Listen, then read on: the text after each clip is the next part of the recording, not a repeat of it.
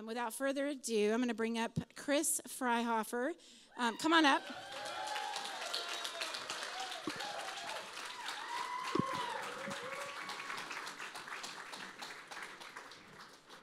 Get it. All right, Chris. Chris. Thank you for being here.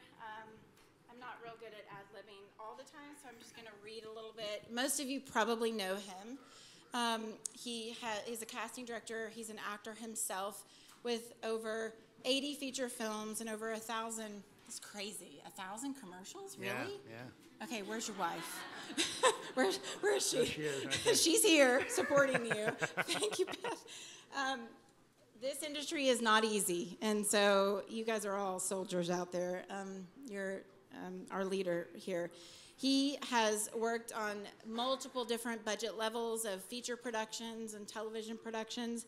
He actually is, it says best known, but he's also known as playing Dan Waksberger. I told you I was going to screw that up. All right. On AMC's Breaking Bad. I mean, you guys all know who that is, so good job. Thank you. And he's just a huge asset to our industry here.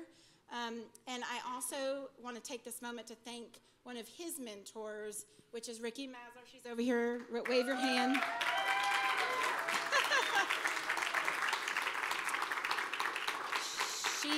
She's an angel on the side note, but she was a huge mentor for Chris, I know, and we all owe her a lot. She's helped usher multiple productions here to Oklahoma. She has a huge heart for her home state. She is an acting casting director and also producer out in LA right now. But just enjoy the night. Thank you guys for coming. I'm going to turn it over to Chris, and he'll introduce our panelists tonight. But we are so happy that you guys are here. Just to make sure you know, we are live streaming.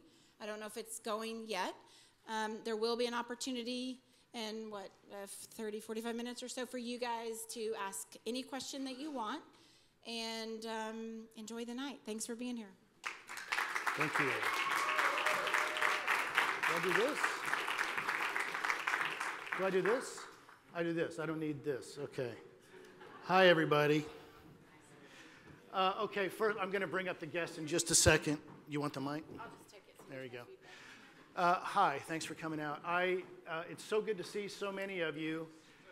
I saw many of you at one of 2 wrap parties we had Monday night for 2 feature films that wrapped on the same day. And I know a lot of people in this room are employed because of the hard work that Tava and Jeanette and Yusuf and Lindsay and everybody else at the film office do. So I want to give them a huge round of applause again. Yes.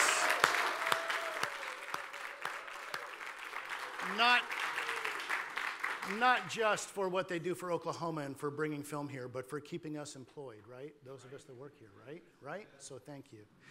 I got to meet our first guest a couple of years ago on a film, Monday at 11:01. And then we just did this last thing that just ended that they're going to talk about. Harvey Lowry began his career as an actor. I learned a cool little piece of trivia about him the other night that I'm going to bring up a little bit later. But he started as an actor. He moved into special effects makeup. He developed a process that revolutionized special effects makeup that is still used today. His company has earned 2 Science and Technology Academy Awards, 2 Academy Awards. He has directed many, many films since then. We're going to learn a lot more about him, but let's welcome from Los Angeles, California, Harvey Lowry.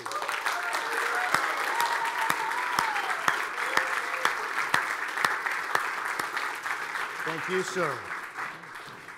Our other guest tonight is new to Oklahoma. She just finished producing her first film here, but in just a little over a decade of producing, she has produced 35 feature films and worked as a producer, line producer, unit production manager. She is a force to be reckoned with. Let's welcome from Los Angeles, California, Kelly Kay.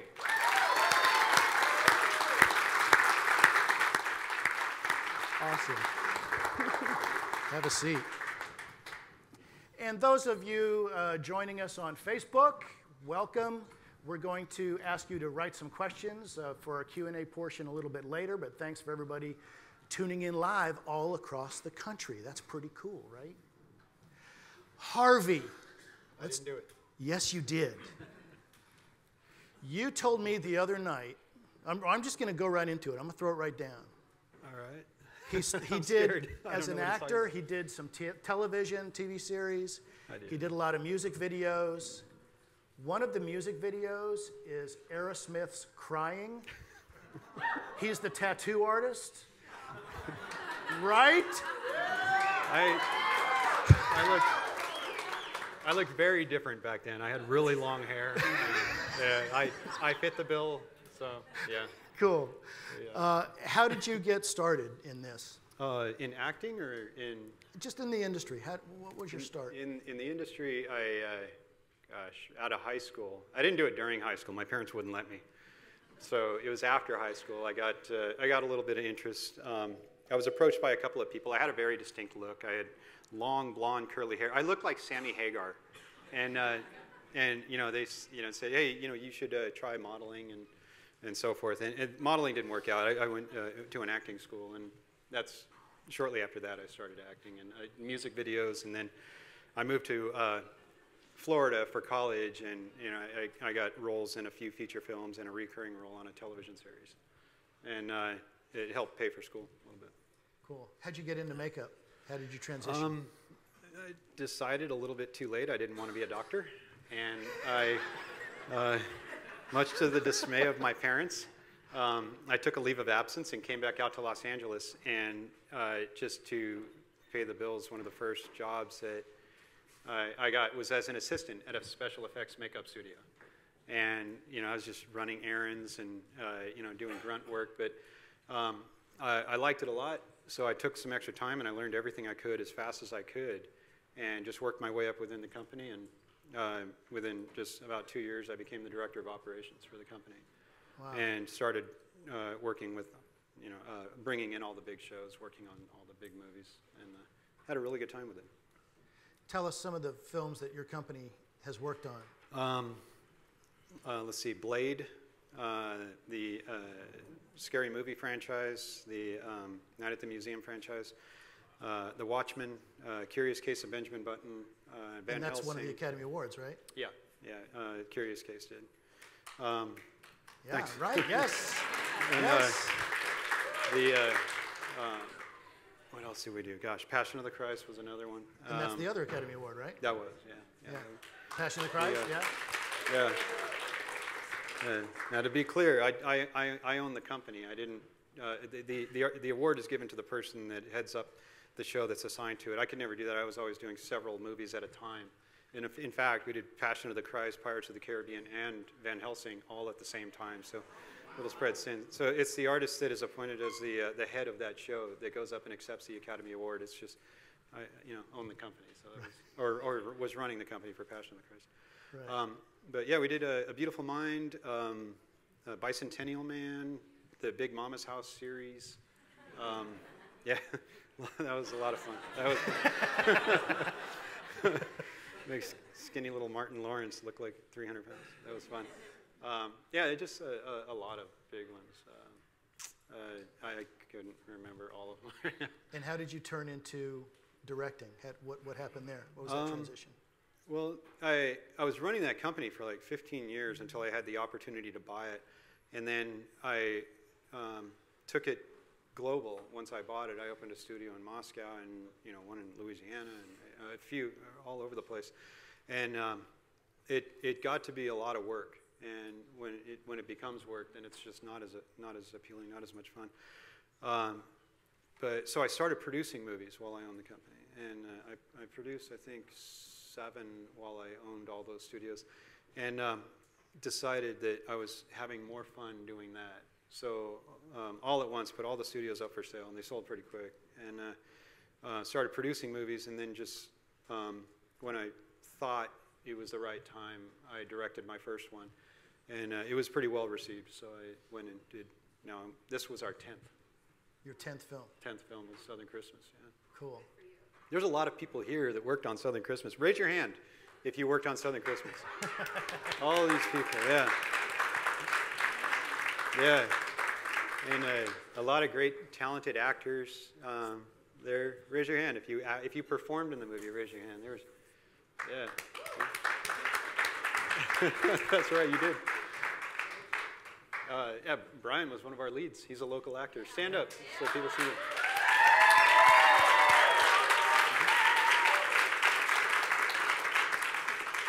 Great.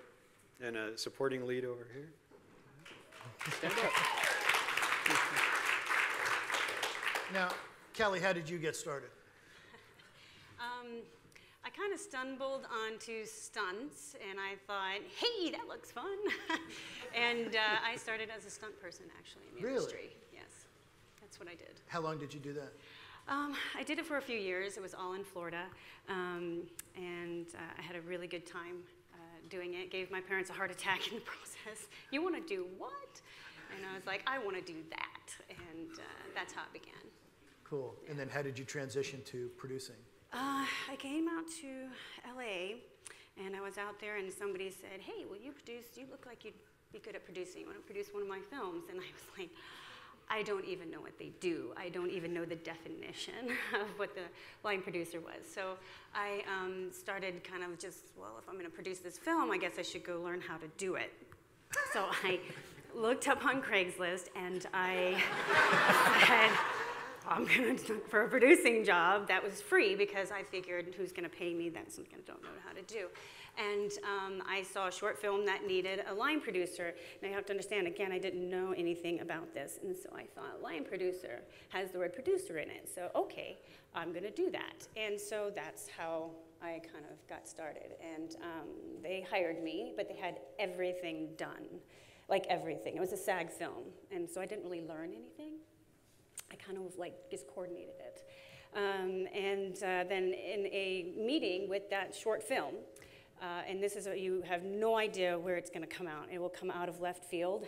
Just be prepared for it. There was a director that was looking for a line producer for a feature film. It was a good-sized budget. It was probably a little over $500,000. Of course, that's big for your first film producing. Yeah. And I was just like, how much are you going to pay me to line produce? Okay, I figured sink or swim, you know, and so I took the job. I took the job and I listened, and that's a very important tip to everybody, is I listened. And so when somebody would be like, permits, I was like, permits? Well, look up permits. What are permits? I'm like, I don't know what permits are. Next note. And that's, yeah. Let me get back to something you said. Someone saw you and said you should be a producer. What qualities did they see in you that, I mean, it's okay to brag on yourself. What's that? Could be headstrong, I don't know. I do have a knack for numbers, and... Kelly is incredibly organized. Organized. Very organized. Organization skills, She's number skills. brilliant. Yeah. Good. Attention to detail, I guess. How many films have you worked on together? This is our first This film is your together. first. Yeah. How was it? I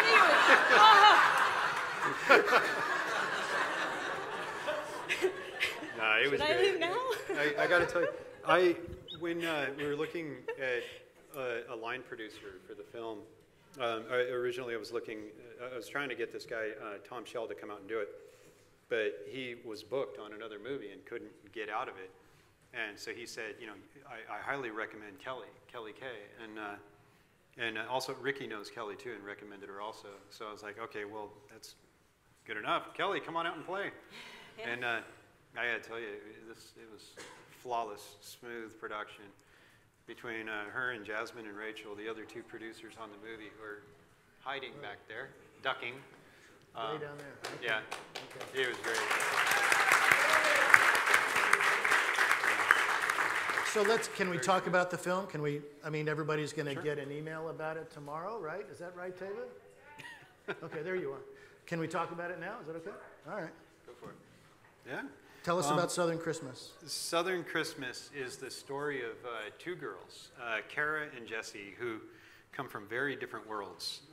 One is just filthy rich, and one is just trailer park poor. And I mean just as an example, just really modest means.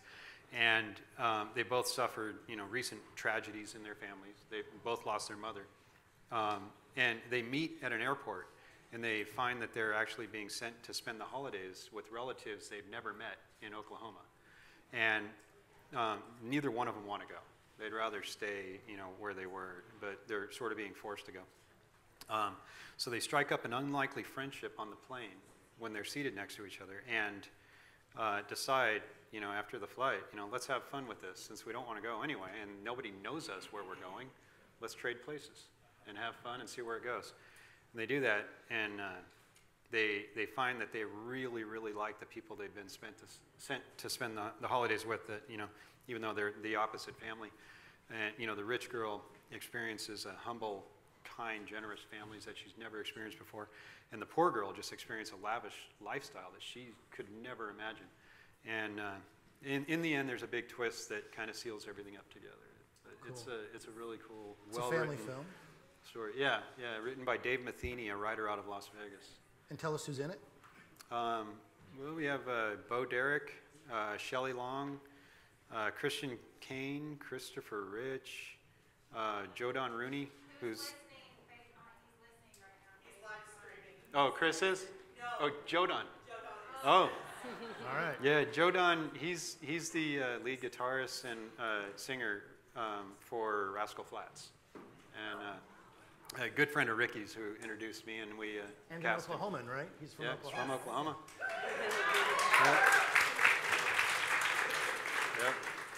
Yep. His wife, Tiffany Fallon, plays a big role in the movie.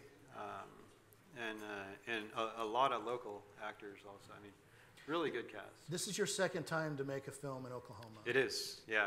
It is. What have you noticed? What have you noticed a change? You were here a little over 2 years ago, yeah. right? Have you noticed a change? Yeah, well, Oklahoma just has some really well put together crews out here. And I mean, everybody is just like so humble and so nice and so freaking smart, with their jobs that, I mean, we were doing big page counts on certain days. We were up to like 8, 9 pages a day, which filming is tough. Normally you want to keep it, around 4 pages a day so that everybody's comfortable and has time to do the right stuff. But I mean, these guys would just like machines, and moving from location to location, and throughout the day, there was days we had 3 different locations, and everybody was on their A game the whole time. And the thing that struck me was that everybody was happy doing what they were doing. Everybody had a smile on their face. There was no attitudes, no, that's not my job. It's like, you see art department helping out, with stuff you normally don't see. Grips helping out with stuff they don't normally do. I mean, it was just like an amazing experience every time. The last time I was here on the other film, I think it was my first time here. And Monday at 11:01 was a film that, it was introduced to me by Ricky Masler, actually, your associate. And she just said they were looking for a director, and it sent me the script. And I read it, and I'm like, really, this is a great idea. It's a great concept, and we worked and got the script together where it needed to be, and came out here. And we were really nervous because at the time, I don't think there was as many crews as there were out here. And, we were worried about getting the crews. Like, if there's another film going on, we were afraid. But, we got a great crew. And they were so awesome that a lot of them we brought back onto this film. Manny, our cinematographer, got in touch with everybody and said, hey, come on out here, and we're gonna play again, and got a lot of the people that he really liked on the film. And this time when we came out, there was like 4 other films going on out here, big films, and we still had like the greatest crew that I could imagine. I mean, these guys were awesome. So and this time, it kind of shows you how the film community in Oklahoma is growing. And it's just becoming a really big deal out here. Well, this time we had 2 films rolling at exactly the same time. In our the same town. That's right. Guthrie has become like Warner Brothers. We crossed paths a few times. Guthrie is an awesome town. It's the town that time forgot. I'm surprised there aren't more films made there. There's been some big ones. There are a lot made there. There are. Kelly, this was your first time here. What did you notice? What did you like? What did your takeaway from Oklahoma? You're about to leave us here in a couple days. So. Yes, I think I leave next week. I was taken back, actually, I have to tell you. I have worked out this way before in another state, and sometimes you don't have the infrastructure. And I was surprised, and they were amazing. The crew was amazing, the locals were amazing. It completely blew away the other state, I won't say it, where it was. It's a little bit to the east. For sure. That's all I'm going to say. That's all I'm going to say. No, but you don't know, and that's the thing. When you do go to a state, you don't know how the infrastructure is going to be. You don't know how the locals are going to react to you, and you kind of just go in like, okay, let's go. Let's see what happens. The crew was so professional. They knew their stuff. It was a very smooth ride in my world. Yeah. Good. Yeah, Good. blew me away. What advice do you have? We have a lot of women here tonight. What advice do you have to the women specifically working in film? Working in film. Yes. Whether producing or what? Or anything at all. Yeah. What challenges have you faced? What haven't you faced? For myself, my experiences being a woman in film, I guess when I go into something, I don't look at myself as a woman going in doing the job. But that's just me personally. I know other people do feel that way, but I don't. So when I go into something, I look at what's in front of me and what job has to be done.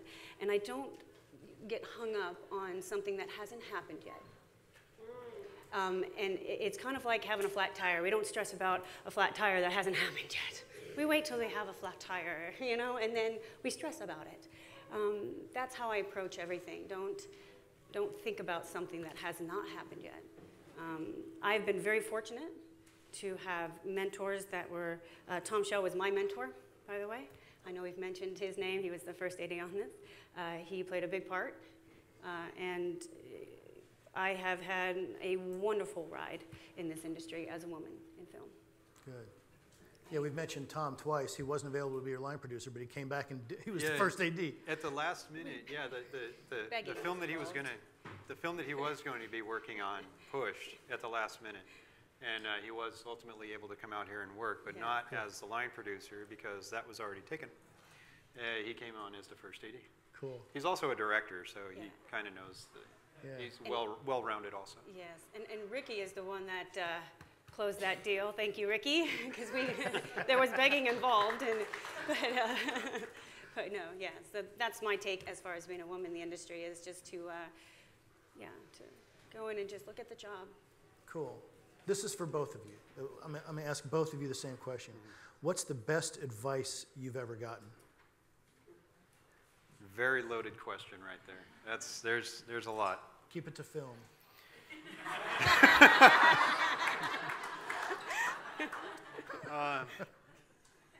There's two, actually. It's hard to narrow down to just one because my background has been very diverse. The first bit of advice is never assume you're the smartest person in the room. If you are, you're in the wrong room. And that goes for every aspect of filmmaking. And that kind of coincides with the second bit of advice is,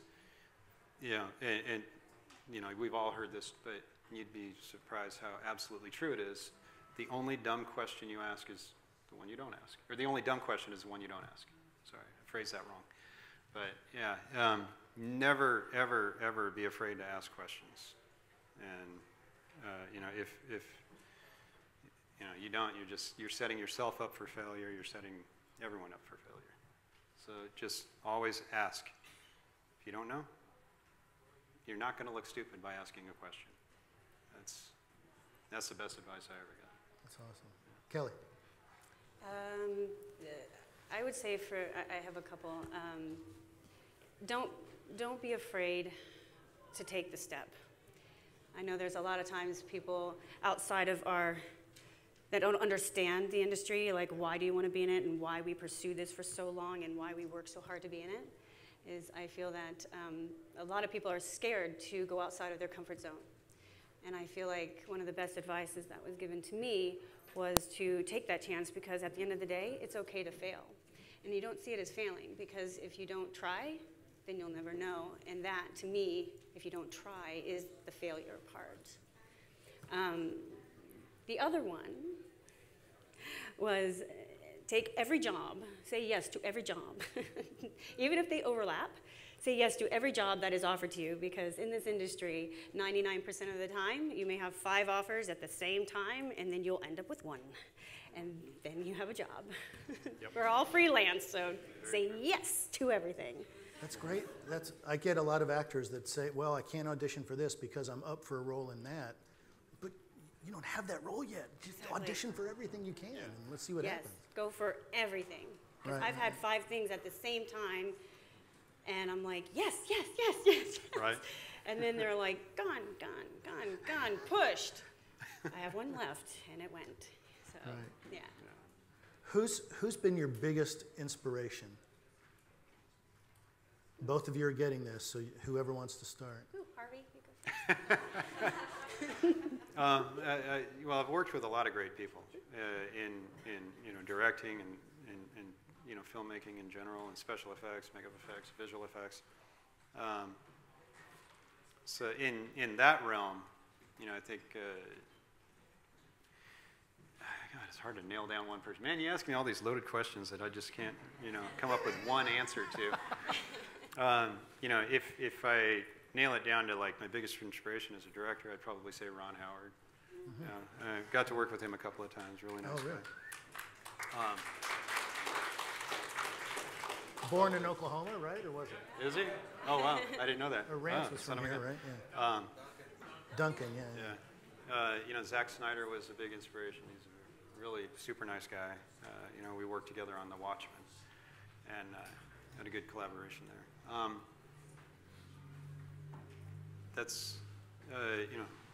Robin Williams was a huge inspiration. I got to work with him a few times. Oh, wow. Now, he's somebody, like you're saying, never afraid to push the boundaries. He was, always out there. There's so many. I couldn't pin down just one. Kelly? Mine's a little different because I guess because I don't get into the directing part of it or anything, but I think my inspirations, I know this might seem cheesy, and I'm really sorry. It's just what I feel, though. Is really it's the entire community of the entertainment. The reason why I say that, as far as being inspirational, is wow, look what we face every day. The rejection. Even in my department, we get rejection, by the way, So I feel like it's very inspirational to me to find other people doing the same thing, and we all feel the same thing. And so it inspires you to kind of keep going. Keep going, When I meet that person that's still here, all the stuff that you go through, you're still here. All of you, you're still here. Can you not imagine this to be inspirational? To me, that's the inspiration. I don't have a win. I don't know if that made any sense whatsoever, but that's inspiration. That was actually a really good answer. Oh. Why, thank you. I like that. That was really good. Thank you very much. That was awesome. Appreciate it. Use that on the next one. Yeah, I will. It'll cost to know. It's going to happen. Tell us about bringing Southern Christmas to Oklahoma. This is your second time, your first time. When was the decision made to bring it here, and why? It was actually a really easy decision. Southern Christmas originally was going to be done on a $4.5 million budget, much bigger budget than the $2 million that we ended up doing it for. And I had a few false starts with other financiers that just weren't able to move. You have to do a Christmas film within a certain window of the year, and they weren't able to do it. A couple of years back, I had the script for about 5-6 years, before we actually made the film. And this time around, I was speaking with our executive producer about this film, and I said, if you put up 2 1/4, I can have another associate that'll put up the other 2 1/4, and we'll make the movie. And he's like, okay, well, send me the script. And so he read it and he liked it, and we started talking, and he said, well, what if I was the only financer and we just did it for $2 million? Could you do it? And I go, well, let me check with the distributors, and ran the numbers and everything, did the budget, and it all checked out. The distributor still offered us a theatrical release, and we did it. So then it came down to the nuts and bolts of making the movie, and he said, well, where do you want to film this? And I said, well, Texas. This script actually references, a town just north of Amarillo, a little small town out there called Dumas. And he said, well, we're not filming there. And I said, okay, but it's in the script. He goes, yeah, well, no. And he had done films before, and he said, look, if you go, if we film in Texas, we got a 16% incentive program there. He said, I want you to take the film somewhere where I can at least protect myself, my investment, and be able to offset, mitigate my risk. And I said, well, okay, just one state north is Oklahoma. And so I sent him the information about that, and he goes, okay, we're filming in Oklahoma. I said, yes, okay, cool. So, we went up to Guthrie. So,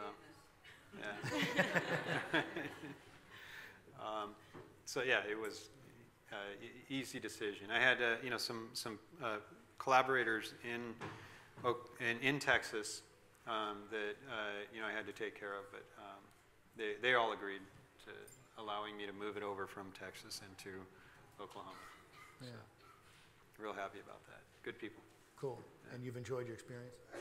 I've enjoyed it, yes. Going to bring something back? I would love to come back. Okay. I would hire everybody on our crew list. Everybody. So all you guys out there, all the crew that are here tonight, we'll be calling you. Yeah. Now we kind of covered this in a previous question, but what advice would you have for the young people, the college kids, the early 20-somethings that are coming out trying to figure out how to break into film?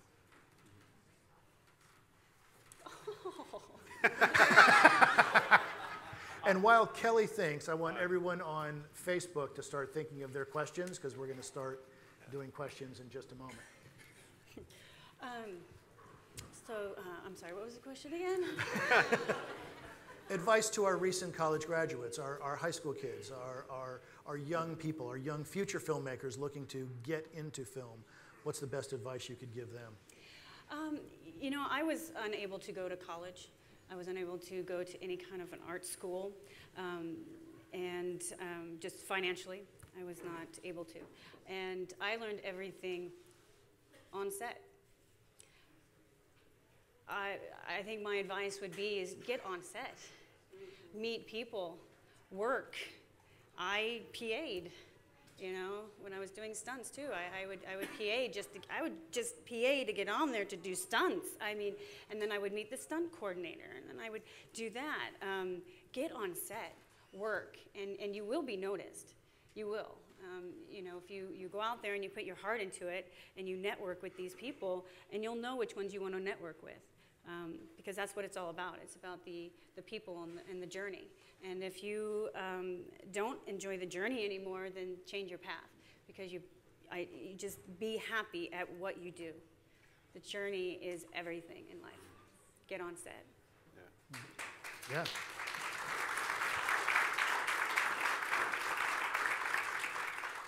Harvey. There's 2 parts to that. For crew, yes, intern. If you're, just get the experience, get the resume, collaborate with other people, network, meet all the other crew members, and, just, again, don't ever assume you're the smartest person. Always ask questions, learn, people recognize that. They see that you're eager and that you want to learn. They're gonna want to work with you, and be humble. And that on the flip side for actors, in auditions, what I look for when I'm casting are people that push the boundaries of what I'm expecting to see. I'll give you an example here, and I'm going to embarrass somebody in the room. It's not you, don't worry. No, I said, oh, goody. already did Sorry, that. whoever it's No, going to be. when we were casting Southern Christmas, there was a role that was pretty substantial, and I had a very specific vision for who I wanted in that role. And when I got your audition links, I started looking at them, and I looked down the list of all the people there, and I was like, man, this guy is like out there. He's like really brought a new, with his energy and his mannerisms and his wardrobe to the audition. He really brought something different, but what I really liked to that character, and that was Brian.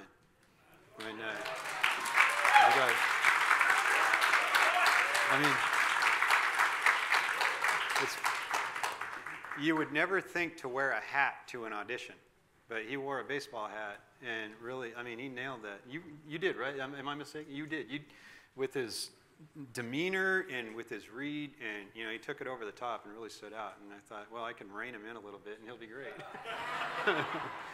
And he nailed it. He did a really good job. But the people that stand out in auditions are the ones that really, whether it's your wardrobe or just push and just doing something different, catching my eye. That's what I look for in auditions. Brian, you take classes at the Actor Factory, right? Yeah. Yeah. Making sure. But I will say, theactorfactory.com, by the way. I will say you are the most chill director in the callback room. I've got to do it with him twice. And the callback experience is pretty stressful for actors. And this dude, I usually block out extra time because directors are going to talk and they're going to take phone calls. They're going to get on email in between and do all this other stuff. And Harvey's like, so chill. Come in, do your thing, maybe get a redirect. Thank you. We run on time.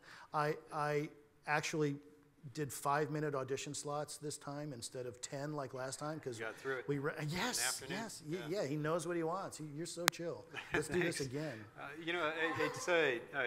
I've seen and worked with a lot of other people that work in different ways than I do, and I've chose not to work like them. And that comes from being an actor and being an effects person and producing and directing. I just treat others how you want to be treated really goes a long way in this industry. If you're a yelling and screaming jerk, no one's going to want to work with you. And there's people I'll never work with again, but there's a lot of people that I want to work with again, and those are the people that I try and emulate. Cool. Yeah. Should we open up to questions now, do we think? How about right here? Okay, we know who the adult actors were. Can you tell us who the 2 young stars were that you chose and why you chose them? Yeah, actually, I kind of cut myself off when going down the list. The 2 girls in the movie, we auditioned dozens of people, dozens of girls, dozens of actors. And it came down to just a handful that we auditioned. We had come back for callbacks, and one of them was this girl. The moment she walked in the door, I knew who she was, and because she was on one of the most iconic few episodes of The Walking Dead. And are anyone here fans of that show? You remember the episode "Look at the Flowers"? That was the girl. And she played a very twisted girl that killed her own sister, thinking that they all come back. Brighton Sharbino was her name. Very talented actress. And the other girl, she wasn't able to come in for the first set of auditions because she was working, of course. But I knew her from. I have 2 kids, Zachary Lowry, and who's also an actor. and Ashley Lowry, who does a lot of theater. And Zachary's 15. He's a little beyond this, but Ashley, my daughter, she's going to be 12 in just a few days. And she has me watching Ant Farm and Hannah Montana and Jessie, like, all the time. So when this other girl came in the door, I recognized her right away. It was Sierra McCormick, who's the blonde girl on that show. And both of them, we had, it came down to, a few other people, but, I mean, it was, I called our distributor and the executive producer, and they're like, yeah, there's no question. They were the ones. And we had them do chemistry reads together, and they knocked it out of the park. And the movie is really going to be amazing because of them. So. And really speaking of distributor, you have a distribution deal already, right? Yeah, we have like 3 offers right now. One that we're in negotiations with for 800 theaters Thanksgiving weekend. So, Cool. But we're looking at others. Yeah. Really? Another question? Right here? Hold it. Yes, everyone cushions are Christians around the youth, but there are plenty of mature actors, and I'm doing a role right now because I'm going to be 78 in June, and nobody can tell that because I'm an actor. And as I want to say everything that was said about the young people, also I want to encourage people that are over 50, 60 years old to go for it, because Ruth Bussey is my mentor, basically. And we have the experience to make a role stand out. Mm-hmm. Nice. Yes.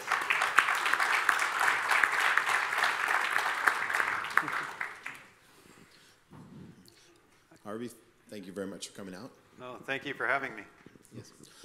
I'm about the same age as you are, and I have seen cinema change completely from the celluloid to all digital. Mm-hmm. It's been quite a change for a lot of us. Yeah, big change. And how would you recommend those of us who still have some of the old school experience deal with this new generation? Well, you got to adapt, really, with the new generation. Yeah, what you're talking about, switching, celluloid to digital.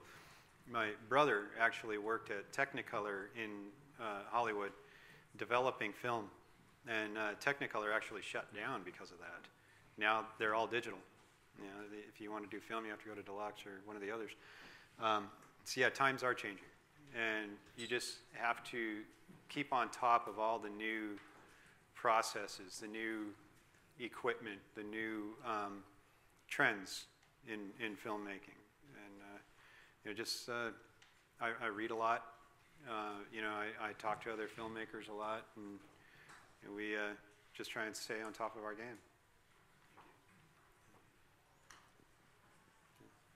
What kind of an advice would you give either young writers or born-again writers like myself, who's actually a retiree from my own dance career,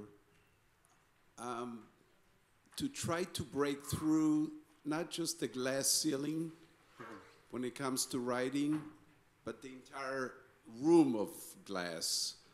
It seems that when you try to get a script to either any of the studios or somebody, how would you escape their shredding machine? That's actually a really tough one. Getting involved as a writer is more about who you know. I mean, and it's a tough thing. It really is. I get sent probably 5 or 6 scripts a day in email or hard copies, and I legally can't read them because there has to be, any one of them could come back to me if I do another movie and say, hey, that was kind of like mine. So it's a really tough thing. It comes down to 2 things, either personal relationships or an online service. There's 2 online services that I use. One is called inktip.com, and the other one is Virtual Pitch Fest. And Inktip is one where I can go onto anonymously and look at synopsises and decide if I want to look at that script. And I don't know if it costs anything to put your script up there. I'd have, does it? It does. I don't know how much it is, but I know it's. Okay. But I do know that a lot of people use that site, Yeah, the Inktip. it's good. I've found a couple of scripts on there that I've done. Asomatos was found on Inktip. That was a thriller that I did about 2 years ago, or a year and a half ago. And the other one, Virtual Pitch Fest, is where I can go in there and I can log in and just put in, I'm searching for a family film, or I'm looking for a thriller. And people will submit to me, and then I can look at their synopsises and decide if I want to request that script. Aside from that, you know, if I see something that stands out, I have to send it through my lawyer, and it just becomes a big hassle. So I would recommend, aside from using those two services, look at networking events like this, where you can go in and just talk to somebody and say, hey, you know, I've got an idea I'd like to talk to you about, you know. There's no shame in that, you know, going up and just talking to people and say, I want you to read my script. You know, and that goes a long way. Two scripts that I have in the queue right now, I got from a networking, a writer met another producer, and that producer said, hey, Harvey, you should look at this guy's work. He's really good. And then she went and did one of his films. It was a writer named Ken Lem, who I think lives in Georgia. And that guy, he's written 2 scripts for me now. We've got another one about to go into production, and he's really amazing. You know, he just met through a chance encounter with another producer. So, yeah, just network, get yourself out there. Do the studios have any open doors for young writers, rookies? I wouldn't know how to go about that myself personally. I would say, if you have good projects, maybe try getting a manager, and that manager can get your scripts in the door. That might be a lot easier. It's really hard for a writer to just push himself and get it in there. It's very challenging. Hi, I'm Ovagene, and this is just a question sort of to follow up on Polly and my friend Rita here. All of us are really senior citizens, in case you were wondering. And I had the privilege, and so did Rita here, to be on the set a couple of weeks ago of Southern Christmas. But I remember you. Oh, do you? Yeah. That's really cool. Okay. At any rate, and by the way, I want to put in a plug for the Actor Factory as well, because I've been taking classes that are very, very helpful. So, though this isn't exactly a bucket list, I am in my 70th or 7th decade, and I do want to act seriously, or whatever. I'm seriously wanting to act. And so, do you have any suggestions or direction for those of us who are past our middle age status? You know, do you want to answer it? Well, it's about acting. Yeah, well, I would say. Sorry, Mr. Director. You know, the beautiful thing about filmmaking is there is no designated age, you know, for the industry. There, you know, for performing anyway. Every script is different. There's always roles in there that, you know, need every age range. You know, in Southern Christmas, we had kids as young as 6 years old, all the way up to, I think, 66 was our. Well, there's no limit. There is no cutoff point for acting, for performing. There's, you know, I would say just keep with it, stay, you know, get it every audition you can, and keep pushing it, keep putting yourself out there. We have a question right here. Catherine Johnson, aka Cary Grant. Thank you so much for coming today. It's wonderful. Thanks for having us. I appreciate it. And I've actually studied one workshop with Chris, and it inspired me to get back into stand-up again, and so that's been a lot of fun. And my question for the three of you is, what kind of movie do you most enjoy watching?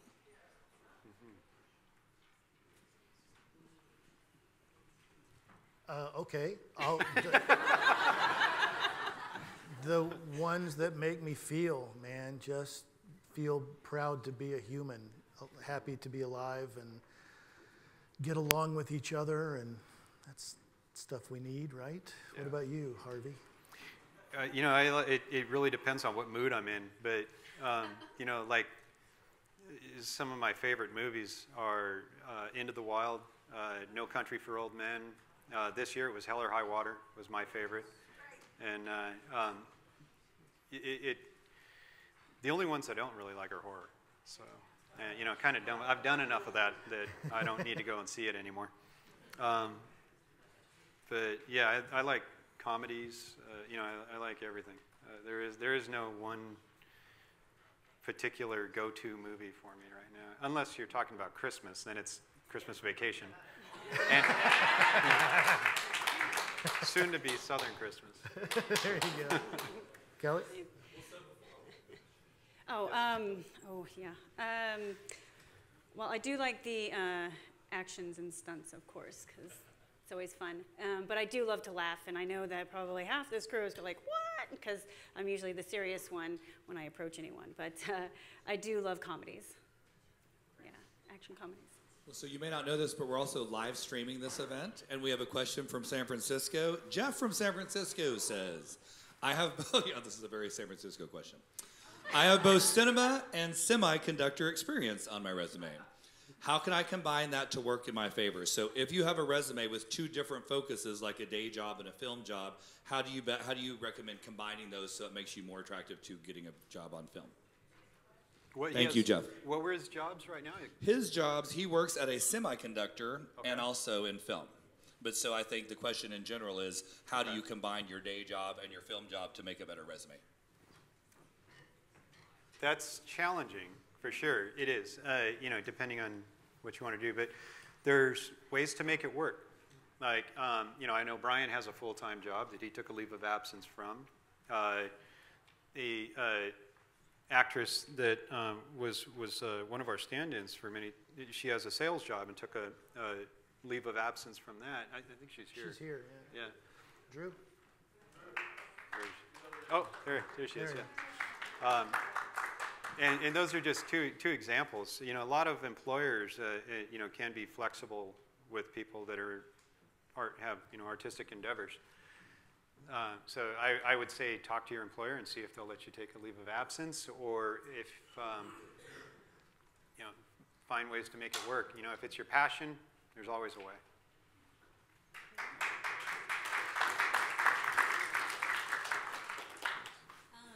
Was it hard to transition from acting to directing, and did you ever work on both jobs at any point? Yeah, there was a big gap in between my acting career and when I started directing. You know, many years. It was harder to get back in front of the camera after that long of a gap. But it was a lot of fun. Nowadays, I do occasionally do little cameos in my own pictures. In Southern Christmas, I did one at this time on this project. But it's not challenging to do both at the same time now, but it was. When I first stepped back in front of the camera, you know, I had that deer in the headlights, and you know, had to take a minute. But now it's fun. It's fun to do. Yeah. How we doing, Lance? Yeah, our daughter is watching the streaming from Boston in college, and we're trying to get her to stay here some. And so she's at Emerson College in Boston, and she, how could she intern or break her way into? She wants to do media production and that aspect of it. Mm-hmm. Here, raise your hand. Kelly, you want to answer that one? So the question is how to break into the... How to intern. How to intern over here. I would get with the film office. They have been such a great help. I can't, please, I can't tell you how many times, and they're probably sick of my emails. I'm like, Hannah, who was helping, I mean, she was the UPM that was with us. I would just say, can you ask the film office this? Can you ask them this? So the film office, your resources, they are your resources. Everything is there. I think to start there first, and they'll know what's coming to town, and then she can look that up and see what she can jump on. Yeah. The film office, I would contact It's the Oklahoma Film and Music Office, and they have a website that lists every production and the contacts for those productions. So the people hosting this event tonight is the Oklahoma Film and Music Office. You're welcome. And we have another question right here.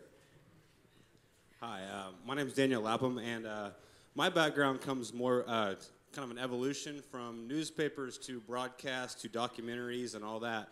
So my question is, we've seen a lot of broken models in terms of media and stuff through technology, as far as social media and all that has broken a lot of like the models of traditional media.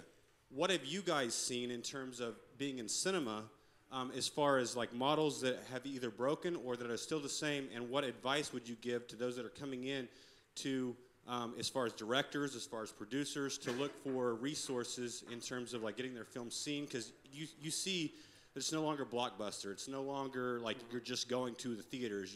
You're going through Netflix. You're going through all these things. So how has technology broken models, and what are the solutions to those broken models? Yeah, as you mentioned, the biggest effect that the biggest thing that has changed filmmaking in recent years has been the distribution model. And I don't know that it's broken the industry, but it has affected how you look at getting your picture out of there and getting your picture out and recouping your financing. Obviously the DVD market is all but gone. It's not really there anymore. Now you're looking at more of iTunes, Amazon, Hulu, Netflix, all those other ancillary distribution models. International has changed a bit because of that also. It's, for me, the one thing that I've noticed is that you either go big or you go small. There is no middle ground anymore because it's just really hard to recoup. So you talk to any distributor and they cringe when they find that you made a film for $6 million or $8 million. They tell you don't do it. If you come to them with a film that has that kind of budget, they say, no, you're in that gray area where you're not going to make your money back. You either need to bump it up or go down. I'll give you an example. Another film that I'm looking at bringing back here is one called Murphy's Creek. And it's a dramatic thriller, very much like No Country for Old Men, but with a happier ending. It was budgeted at $6 million for a while. And we were looking at putting it together, and I had a few distributors say, oh, you're in that gray area, don't do it. And I was like, well, that's what the numbers are. And it wasn't until I had another financer tell me the same thing, and we looked at doing it for $4 million, and that worked out. And then I'm kind of rambling here. We had an opportunity with a big actor to come aboard, and the distributors said no that we brought in 2 other actors and we bumped the budget up to $13 million. And then they were like, okay, greenlit. And that one ultimately got put on hold, but that's just kind of an example of how it's affected the industry. The change with the distribution model has affected budgets. Now it's going on with smaller budgets is a lot more favorable than trying to go and shoot for the moon. In my world, anyway. I try and do pictures under $4 million. So. have one thing on that. Go for it. I'm rambling here. So. And I do feel, too, that all projects are different. And, of course, a lot of the distributors look at, what's marketable and what's not, right? It's that whole thing. And film festivals, I still feel and believe, depending on the type of story that you are making and that you have, that is a really good route. Because film festivals can bring out, and we all have passion projects, and sometimes our passion projects aren't marketable, unfortunately.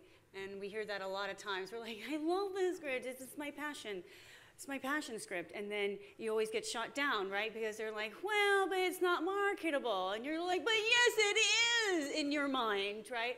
So I feel like to utilize film festivals, I think they still help on people trying to break in there. Harvey he's on a pretty good level here. You have good networking and stuff, so it's a little different. But for everyone else, I really feel like that helps. I have a quick Facebook question. So, do you have any advice for people who are just starting out that don't have their own equipment, camera, mics, lights? This is from Michael Johnson on Facebook, and he wants to know if you're in an area where you don't have rental equipment, what's your advice to just get started making your first film? In an area where you don't have equipment, that's challenging. What's that? Like an equipment house, like you're in a rural area where it's not the traditional equipment options that you might have in the city. Don't be afraid to contact supply houses outside of your area that can ship stuff to you. That's one thing. We've done that before where, there's just certain equipment that we need that isn't available, and we'd have it shipped in. There's that. There's a lot of equipment that you can purchase for yourself for lower budget productions, off of internet services. And there's a few of them, but I'm spacing on the names of them right now that you can get good equipment at affordable prices. I'll think of it. I'll blurt it out like I have Tourette's in a little bit. Yeah, I mean, don't be afraid to search the internet and find, sites and services online that can ship to you. Good evening. First thing I want to tell you guys is thank you for coming to Oklahoma to shoot your film, because it validates everything that we do on a daily basis. And thank you. And my question's kind of broad. I'm a teacher, and I teach at a tech center where I'm trying to train the next generation of filmmakers. Okay. I have another teacher over here that's doing the same thing. What advice would you give to the state of Oklahoma, the voters, the legislators, and the Film Commission to let Oklahoma take that next step so that our students and these guys here that are learning to be filmmakers have jobs in the future? Well, I would say, first and foremost, keep your incentive program.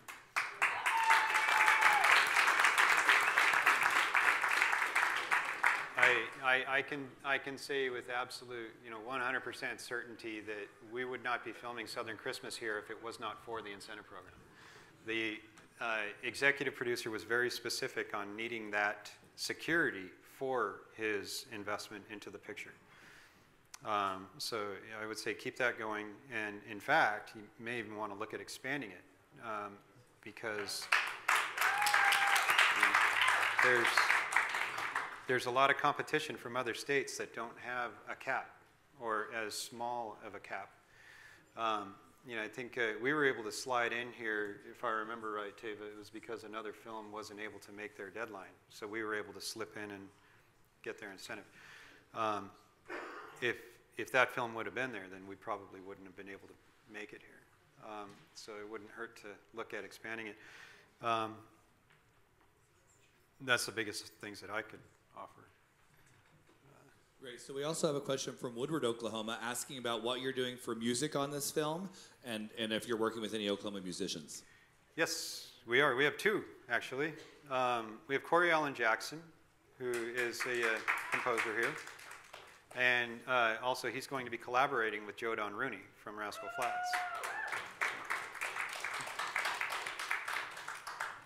Hi. I'm just curious. A lot of people always argue with me and say that they need to put out a ton of short films, a ton of features, which, you know, by definition of their opinion, versus, oh, well, we're just putting them out there for just because. In your opinion, as an experienced director, how important would you say quantity is over quality, especially like somebody brought up with the advent of YouTube and Vimeo and all these other different hosting platforms? Well, you know, quality is paramount to whatever you're going to do. You know, if you're not going to do it, you know, to the highest standards, and you're not going to do it to push yourself, then really, you know, why do it? Other than, you know, the only reason for doing quantity is just to hone your skills. You know, if you're not sure and you want to try it and do it anyway, then, you know, practice, practice, practice. Then, but I would say even when you're practicing, do the best work you possibly can, always. So my question for you, Harvey, is on a day-to-day basis, what do you find is your greatest challenge as a director, and how do you overcome that? How do you face that? My biggest challenge is second-guessing myself. Always, always, always, always. You know, just looking at something, and I mean, I tend to drive my first AD and my cinematographer insane because I'm like, well, what if we did this? You know, what if we do this? You know. And doing that, you know, on certain films, you know, like this one, you know, we didn't have a tremendous amount of time to, you know, we didn't have like a few of our locations locked in, you know, up until the last few weeks, so I wasn't able to, you know, tour them in a way that I could just plan out everything. You know, I just kind of was able to do, you know, a lot of people do shot lists. I do when I have time. What I like to do more than often is, you know, it's what I call a roadmap to what I'm shooting. And that's where I sit with my cinematographer and I'll draw the room that we're filming in, and I'll put circles where the actors are and, you know, arrows where they're going to be moving, and then where I need the camera to go and what we're doing. And, you know, we kind of go off of that. But even after I do that, once we get into the location, I'm like, oh, man, it would look so much better if we did on the other side of the room, you know? And that's when I see my AD going, oh, my God. And my cinematographer, you know, pulling his hair out. But, you know, that's the biggest challenge for me, is just second-guessing myself and not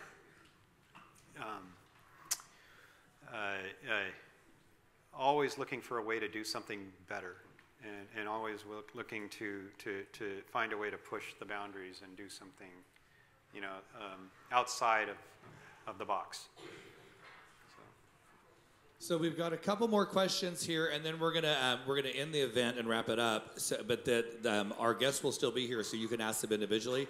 We have a couple more Facebook questions, and then we'll take a couple more from the audience. One is, and this may be for Chris, how do you transition from being an extra to having speaking roles? And this is from Nick Sweezy on Facebook Live. Nick, you know, it's good to start out on just getting on set as much as you can and learning the just how it works, but getting an agent, getting some acting classes. We might have some at the factory, I don't know.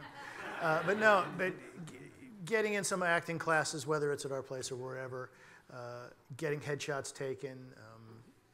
I mean, that's the transition. And I've been joking about it all the time, but if you go to the resources page on the actorfactory.com, there is like how to get an agent and a format for how to do your resume and stuff. So there's some information there. Great. Now we have an online question that's actually from inside the building. Jill Sanchez, where are you? Jill Sanchez, so sneaky. See?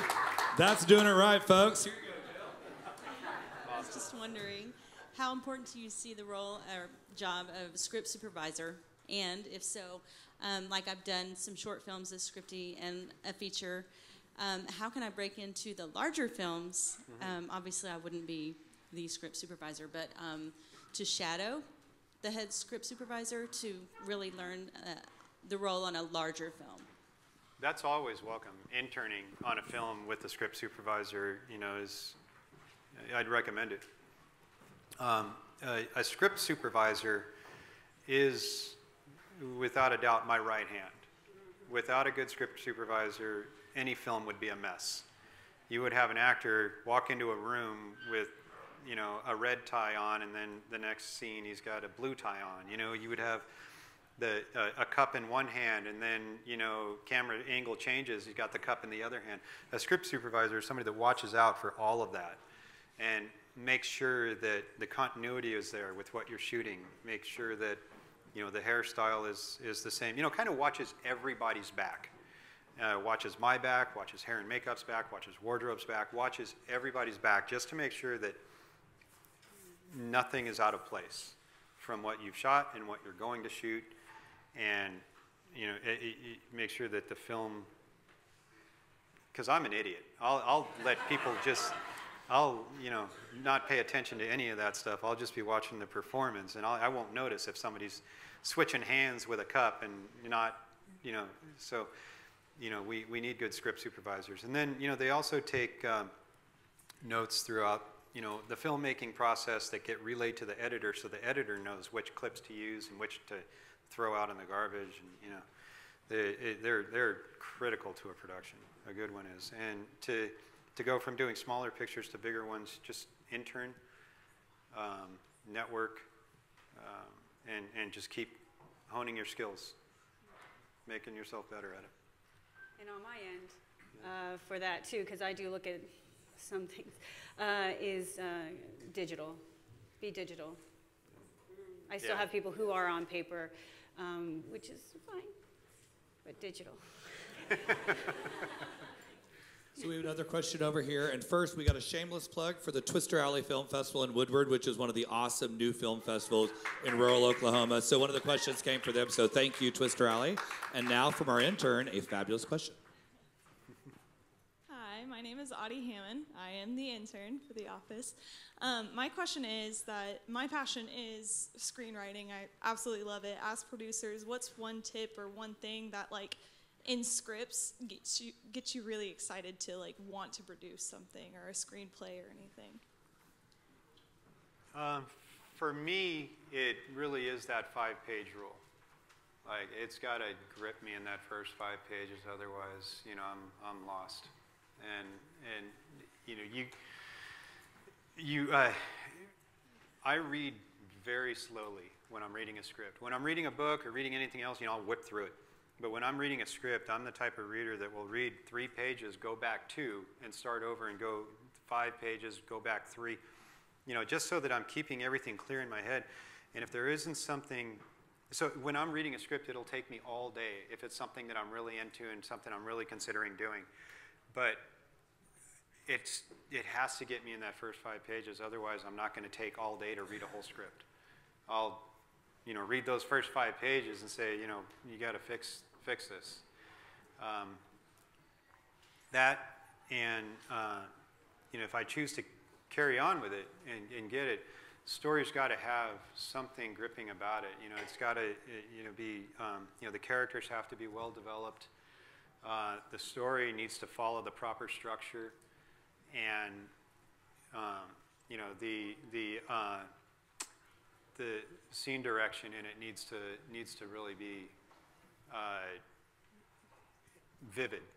I need to be in it when I'm reading it. So those few things, little things. Well, so don't forget to stick around because we're drawing some amazing prizes. Let's have a huge round of applause for our guest today.